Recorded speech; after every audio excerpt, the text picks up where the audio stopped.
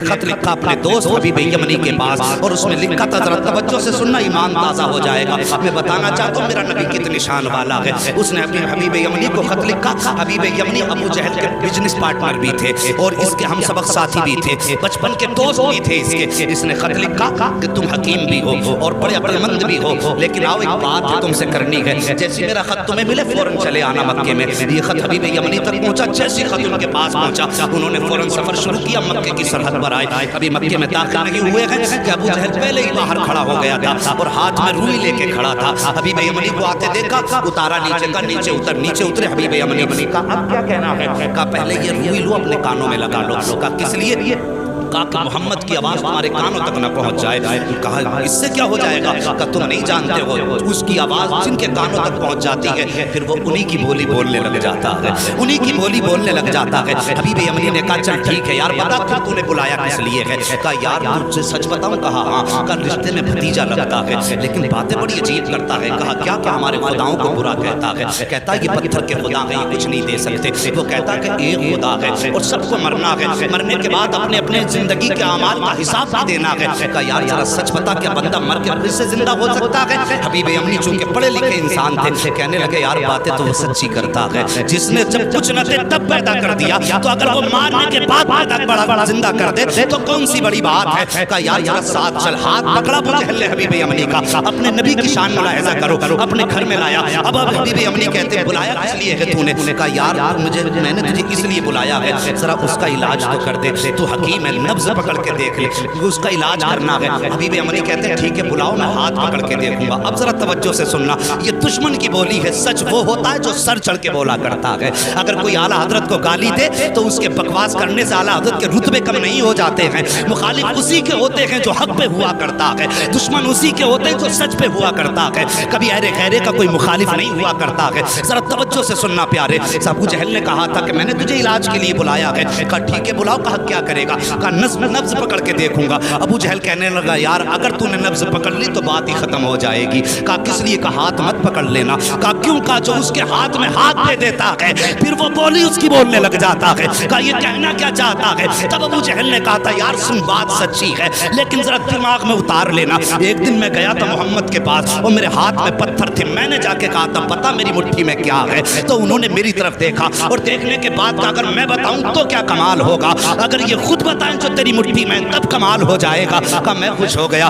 میں سوچنے لگا یار اب تو یہ پھنس گئے ہیں، میرے ہاتھ میں پتھر ہے اور پتھر بولا نہیں کرتے ہیں۔ کہا یہ سوچ کے میں نے کہا ٹھیک ہے انہی سے کہلوا دو۔ میرے نبی نے فرمایا کنکریو، اگر میرے نبی نے فرمایا جو تیری مٹھی میں ہے اگر میں بتاؤں گا تو کوئی کہے گا کسی نے بتا دیا ہوگا، آخر اس مٹھی میں رہنے والی چیز سے پوچھ کے ہم کون ہیں۔ جیسی اس نے کہا بہت خوش ہوا، کان کے قریب مٹھی لگائی، جیسی کان کے قریب لگائی تو پتھر کہہ رہے تھے لا الہ الا اللہ محمد رسول اللہ۔ ابو جہل کہنے لگا او یار یہ ہاتھ کا کمال ہے، ہاتھ مت پکڑ لینا، اگر اس کا ہاتھ پکڑ لو تو بات ہی ختم ہو جاتی ہے، ہاتھ یہاں پکڑتا ہے رب کی رحمت پہ جا کے چھوڑ دیتا ہے۔ اللہ اکبر۔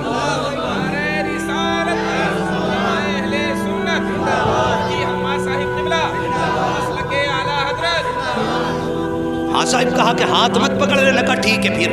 کہا پھر اگر ہاتھ نہیں پکڑنا تو کم سے کم اس کی آنکھوں میں جھانک کے دیکھوں گا، آنکھوں کے ذریعے بھی بیماری کا پتہ چلتا ہے۔ یہ ڈاکٹر لوگ بیٹھے ہوئے ان سے پوچھئے آنکھوں کے ذریعے بیماری کا پتہ چلتا ہے، اور یہ علماء اکرام ہے بڑے بڑے علماء، ان سے پوچھئے کہ جادو اور آسیب کا پتہ بھی آنکھ سے چل جاتا ہے۔ تو کہنے لگے ٹھیک ہے پھر آنکھ میں جھانک کے دیکھوں گا۔ کہا اس کی آنکھوں میں آنکھیں مت ڈال دینا۔ کہا کس لیے؟ کہا اگر آنکھ سے آنکھ ٹکرا گئی تو کام ہی ختم ہو جاتا ہے۔ یہ دشمن کہہ رہا کہ آنکھ میں آنکھ مت ڈال دینا۔ کہا پھر؟ کہا اگر آنکھ سے آنکھ ٹکرا گئی تو قصہ ہی ختم۔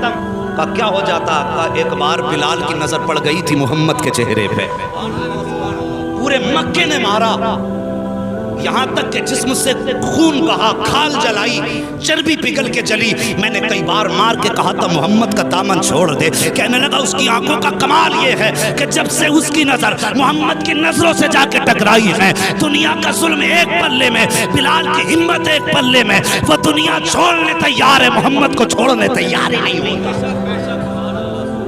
بس آنکھیں بھی مت دیکھ لینا۔ تو کہا یار پھر بلایا کس لیے؟ ہاتھ بھی نہیں پکڑنا ہے، آنکھ میں بھی نہیں دیکھنا ہے، بلایا کیوں ہے؟ کہ پھر ایسا کر خوشبو سے پتہ لگائیں گے۔ کہا تو پھر ٹھیک ہے، تو کام ہی نپٹا دے گا۔ کہا پھر؟ کہا خوشبو سے سونگ کے بتاؤں گا کیا ہے۔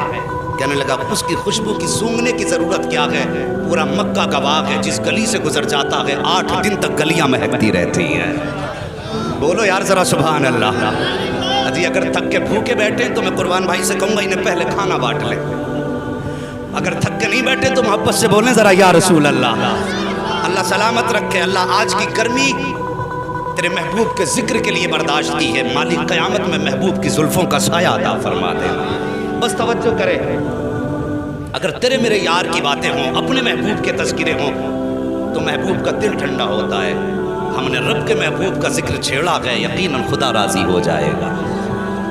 بس توجہ کریں، کہنے لگا خوشبو سونگنے کی ضرورت کیا ہے؟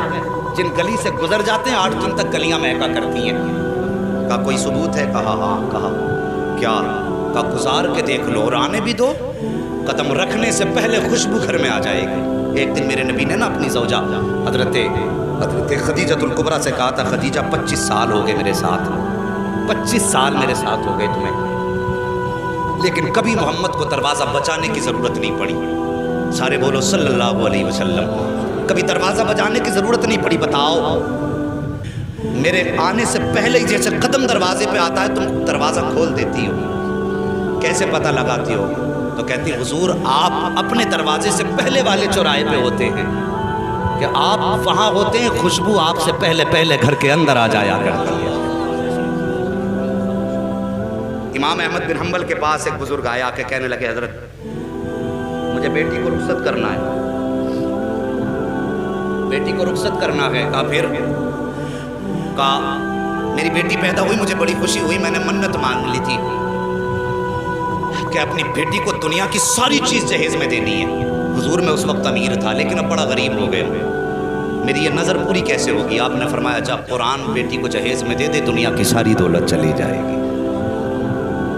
حضور کی بارگاہ میں بزرگ آئے، عمر رسیدہ تھے، کہنے لگے حضور میں بیٹی کو رخصت کرنا چاہتا ہوں، حضور کوئی تحفہ آپ کی طرف سے ہو جائے۔ میرے نبی نے فرمایا جاؤ بیری کی لکڑی توڑ کے لاؤ۔ وہ ایک لکڑی توڑ کے لائے، حضور نے نا یوں، توجہ ہے اشکر بھائی، حضور نے یوں اپنے بازو سے رگڑی اور اس پہ سرکار کا پسینہ لگا اور فرمایا جاؤ یہ عطر اپنی بیٹی کے لگا دے۔ کیا فرمایا؟ جاؤ یہ پسینہ میرا اپنی بیٹی کے لگا دینا۔ مورخین نے لکھا ہے لے کر کے گئے وہ پسینہ سرکار کا بیٹی کے لگایا، جب داماد آئے گھر کے اندر تو وہی پسینہ داماد کے لگایا۔ اللہ اکبر۔ مورخین اور محدثین فرماتے ہیں کہ ان میں تو خوشبو آتی رہی جب تک جیے، لیکن ان کی 7 پشتوں تک مصطفیٰ جان رحمت کی خوشبو آتی رہی تھی۔ اور امام قسطلانی جو سرکار کے 900 سال کے بعد پیدا ہوئے، آپ فرماتے ہیں جب میں اس گلی سے گزرا جس گلی میں وہ نسل آباد تھی، جس پر مصطفیٰ کا پسینہ لگا تھا، امام قسطلانی فرماتے ہیں 900 سال گزر گئے، 900 سال کے بعد ایک بچہ میرے سامنے سے گزرا، جب میرے آگے سے گزرا اس کے بدن سے مدینے والے محمد کی خوشبو آ رہی۔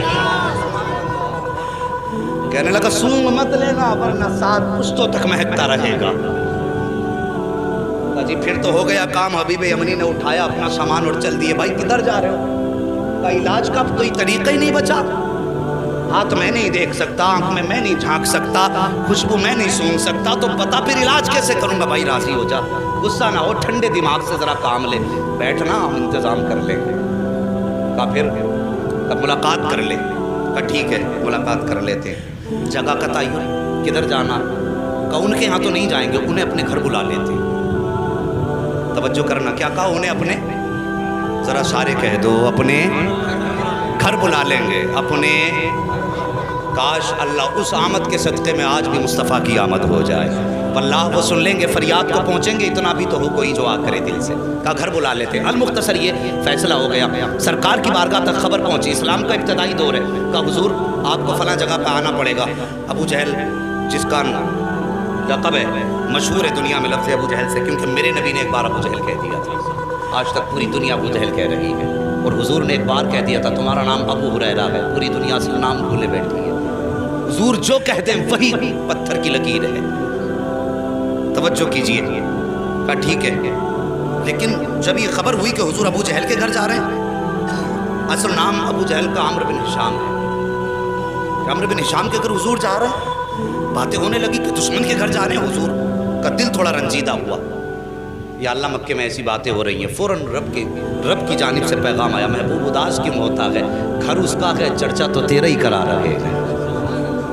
گھر جس کا ہے چرچا تو تیرا ہی ہے نا، پریشان کیوں ہوتا ہے. اللہ اکبر. اب سرکار کو دعوت دے دی گئی. اب ابو جہل کی پلاننگ دیکھو. کہنے لگا سنو بھائی، میں نے یہ سنا جب وہ آتے ہیں تو تم اس کی عزت کے لیے کھڑے ہو جاتے ہو. آج وہ آئے نا تو کوئی کھڑا مت ہو جانا، اپنی جگہ سے مت اٹھ جانا، تاکہ انہیں لگے کہ ان کی اوقات کیا گئی. اسے معلوم نہ تھا آج پالا کس سے پڑ گیا ہے، یہ جانتا نہیں تھا آج کس سے پنگا لے رہا ہے. کہا اٹھنا مت تاکہ انہیں اپنی عزت کا پتہ چل جائے. لیکن یہ اپنی پلاننگ کر رہا تھا. ادھر رب نے فرمایا جبریل جی رب جلیل. کہا کیا کر رہے ہو؟ کہا رب حکم فرما دے. کہا آج ابو جہل کے گھر میں پلاننگ ہو رہی ہے، محبوب آئے تو پھر کسی کو اٹھنا نہیں ہے. کہا جاؤ فرشتوں کی جماعت ساتھ لے کے چلے جاؤ، اور جتنے بیٹھے ہیں نا ابو جہل عتبہ شیبہ بڑے بڑے دشمن، سب کے پیچھے جا کے ایک ایک فرشتہ کھڑا کر دو. جیسے محبوب پہنچے اور جو اٹھنا نہ چاہے، جبریل تیری ذمہ داری ہے کان پکڑ کے اس کو سیدھا کھڑا کر دینا. آج بھی لوگ دھوکہ کرتے ہیں کہ سلام کھڑے ہو کے کیوں پڑھتے ہو. قیام تعظیمی یہ رب کراتا ہے، اور قیام تعظیمی سے روکنا تمہارے باپ ابو جہل کا کام تھا. انہوں نے کہا کھڑا نہیں ہونا کسی کو بھی. اور رب نے فرمایا دیکھوں آج کون کھڑا نہیں ہوگا. محبوب میرا جسے میں چاہوں گا وہ کھڑا ہوگا. اللہ اکبر. جب جب نبی کو دشمنوں نے گھیرا ہے تب تب مدد کے لیے جبریل آئے ہیں. اس پہ کئی ساری روایتیں ہیں لیکن وقت کم ہے، میں اس کو بھی بتا کے چلتا. لیکن بس نبی کی شان سن لو. بات کر دی اس نے کہ کوئی اٹھ کے کھڑا مت ہونا. اللہ اکبر. ادھر میرے نبی ساتھ میں چند صحابہ ہیں. اسلام کا ابتدائی دور ہے. ابو جہل کی محفل میں بیٹھے ہوئے ہیں لوگ جماعت در جماعت. اس کے اپنے چاہنے والے بڑے بڑے کافر مکے کے بیٹھے تھے اور یہ چاہتے تھے نبی کو ذلیل کرے معاذ اللہ، ان کی گردن جھکائیں. لیکن انہیں معلوم نہ تھا فانوس بن کے جس کی حفاظت ہوا کرے وہ شمع کیا بجھے جسے روشن خدا کرے. اللہ اکبر. وہ کیسے شرمندہ کر سکتے تھے جس کو کائنات کو جس کے قدموں سے عزت ملی ہو، اس کو کیسے ذلیل کیا جا سکتا ہے. میرے حضور نے قدم رکھا. ابو جہل نے عتبہ کے کونی ماری، عتبہ نے شیبہ کے کونی ماری، ایک دوسرے کے کونی مار کے کہنے لگے آ گئے اٹھ کے کھڑے مت ہو جانا. لیکن جیسی آئے نا حضور نے بھی دروازے پہ قدم رکھا تھا. پہلا قدم حضور نے اندر رکھا. ابو جہل نے سب کو دیکھا اٹھنا نہیں. جیسی کہا نا اٹھنا نہیں، ابو جہل کے پیچھے جبریل امین کھڑے تھے. سب سے پہلے ابو جہل کا کان پکڑا اور سیدھا کھڑا کر دیا. جب ابو جہل کھڑا ہوا عتبہ خود کھڑا ہو گیا، شیبہ خود کھڑا ہو گیا، دشمن خود بخود کھڑے ہو گئے. جب سب کے سب کھڑے ہو گئے میرے حضور نے اندر قدم رکھا. آئے عزت سے اپنی جگہ پہ بیٹھے اور بیٹھنے کے بعد پھر پوری جماعت پہ ایک نگاہ ڈالی. جب نگاہ ڈالی ایک دوسرے کو تک رہے تھے. عتبہ شیبہ سے کہہ رہا تھا یار کیوں کھڑا ہو گیا، شیبہ عتبہ سے کہہ رہا تھا تو کیوں کھڑا ہوا. سب مل کے چودھری ابو جہل سے کہہ رہے تھے تم کیوں کھڑے ہو گئے. وہ کہہ رہا تھا یار مجھے خود نہیں پتا چلا میں کیسے کھڑا ہو گیا ہوں. میرے حضور بیٹھے ہیں اور بیٹھنے کے بعد پھر میرے آقا نے فرمایا تھا چھوڑ دے اس کے کان. اتنا کہا نہ دھڑام سے ابو جہل نیچے گرا. جیسے نیچے گرا حبیب یمنی کہتے او حبیب یمنی نے کہا تھا ابو جہل پتا چل گیا ہے کہ سچا کون ہے جھوٹا کون ہے. تیرے کھڑے ہونے نے بتا دیا ہے کہ جھوٹا تو ہے، سچا رب نے محبوب کو بنا کے بھیجا ہے.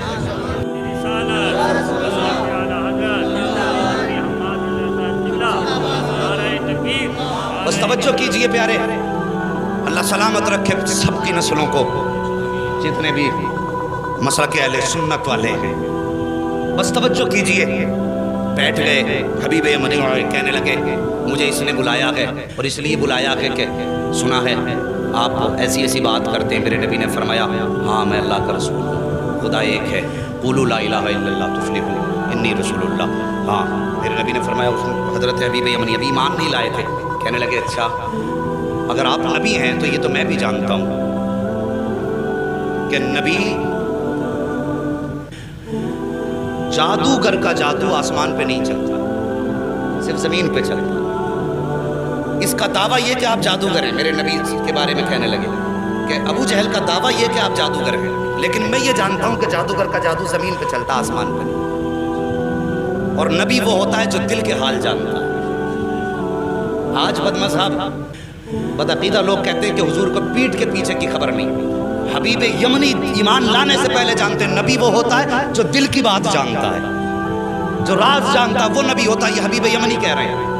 कहते हुजूर इसलिए मेरे दो सवाल हैं, दो सवाल याद रखना। हबीब यमनी क्या कहते हैं? मेरे बोलो सारे बोलो, मेरे दो सवाल हैं। एक सवाल मैं करूंगा, जवाब आपको देना है। दूसरा सवाल भी आप करेंगे, जवाब भी आप देंगे। ये दो बातें कही हबीब यमनी ने। इतनी बात कही, मेरे नबी फरमाते ठीक है बताओ पहला सवाल करो। कहा मैं जानता हूँ कि जादूगर का जादू आसमान को नहीं चलता। अगर आप नबी हैं तो चलिए, चांद के दो टुकड़े कर सकते हैं आप? वक्त दोपहर का था, दोपहर का वक्त था, सूरज था, चांद नहीं था उस वक्त में। कहा आप चांद के दो टुकड़े कर सकते हैं? मेरे हुजूर उठे, कहा चलिए। हुजूर आगे आगे, हबीब यमनी पीछे पीछे, अबू जहल सबसे पीछे।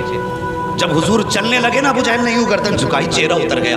एक कहने लगा चाचा बात क्या है? कहा बात पूछता क्या है, जो ये कह देता है वो करके दिखा देता है।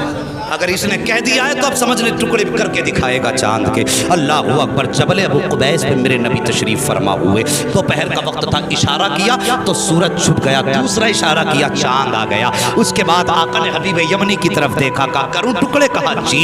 इतना कहा मेरे हुजूर ने अंगुश्त नबुव्वत उठाई और यूं इशारा किया तो एक टुकड़ा पूरब में था, दूसरा पश्चिम में चला गया है। चांद दो टुकड़े हो गया। जब चांद दो टुकड़े हुआ, आप फरमाते हैं अब बता क्या राय है, इन्हें जोड़ना है या कयामत तक के लिए ऐसे ही छोड़ना है? अल्लाह अकबर। हबीब यमनी ने कहा था अब जोड़ भी दीजिए। क्यों? मेरे नबी ने इशारा किया, चांद जुड़ गया। अब उसके बाद हबीब यमनी कहते हुजूर मैं तो मान गया हूं आप अल्लाह के नबी हैं, लेकिन अब इसकी तसल्ली के लिए अब आप मेरे दूसरे सवाल का जवाब दे। मेरे नबी फरमाते सुन, यमन में तेरी एक बेटी है जो मफलूज है, जिसकी आंखों से भी नजर नहीं आता है, कानों से सुनाई नहीं देता है, जबान से गूंगी है, हाथ पैर से अपाहिज है, और तू ये चाहता है अल्लाह उसको शिफा अता फरमा दे। इतना सुनना था, कदमों पे गिरे हबीब यमनी मुस्तफा के, कहते आका देर न कीजिए, हाथ बढ़ाइए, कलमा पढ़ाइए। मैं मान गया हूँ, पहचान गया हूँ ये झूठे हैं आप सच्चे हैं। मेरे नबी ने कलमा पढ़ाया। हबीब यमनी जब रुखसत होने लगे, हुजूर फरमाते हैं जा, हमने तेरी बेटी को भी शिफा अता फरमा दी है। अब तवज्जो कीजिए, यमन का मदीने से फासला देखिए और ये दूरियां देखिए। आका फरमाते हैं अल्लाह ने तेरी बेटी को मेरे जरिए शिफा दे दी है। हबीब यमनी दरवाजे पे आए हैं, दरवाजा खटखटाया, अंदर से आवाज आई, उस बेटी की आवाज जो बोल नहीं सकती थी। कहती बाबा ठहरिए अभी आ रही हूँ। बच्ची जो चल नहीं सकती थी दौड़ के दरवाजे पे आई है, दरवाजा खोला, हबीब यमनी ने बेटी को देखा, सारों कतार रोने लगे। फरमाते बेटी ये कैसे हो गया, कैसे ठीक हो गई? बच्ची ने कहा था बाबा दोपहर का वक्त था, मैं लेटी हुई थी, लेकिन अचानक शोर हुआ कि अंधेरा हो गया है, अंधेरा हो गया है बाबा, मुझे तो नजर नहीं आता, लेकिन जैसे शोर हुआ अंधेरा हो गया, मैं ये समझी रात हो गई है, मैं लेटी मेरी आंख लग गई, क्या देखती हूँ ख्वाब में बड़े हुस्न वाला चेहरा, बड़ी खूबसूरत वजाहत वाला ऐसा चेहरा था बाबा कि नजर पड़ने के बाद हटने का नाम नहीं ले रही थी। वो मेरे ख्वाब में आया, उसने आके मेरे सर पे हाथ रखा। बाबा हाथ लगने की देर थी कि मेरे पूरे बदन को अल्लाह ने शिफा बख्श दी है, और बाबा मुझे कलमा भी पढ़ा के गया है। अल्लाह अकबर। इतना सुना, बेटे के सर पे हाथ रख के हबीब यमनी रोए और कहते बेटी मैं बड़े नसीब वाला हूँ, जिसकी तू बात कर रही है मैं उसे देख के भी आया हूँ, उसके हाथ में हाथ दे के भी आया हूँ, और उसके शहर में कलमा पढ़ के आया हूँ। तब बेटी ने रो के कहा था बाबा नसीब वाले आप नहीं हो, बल्कि आपसे ज्यादा नसीब वाली मैं हूँ। कहा बेटी किस लिए? कहा आप जाके उसके शहर में गए हो तब कलमा पढ़ा है, मैं कितने नसीब वाली हूँ कि वो मेरे घर आके मुझे कलमा पढ़ा के गया।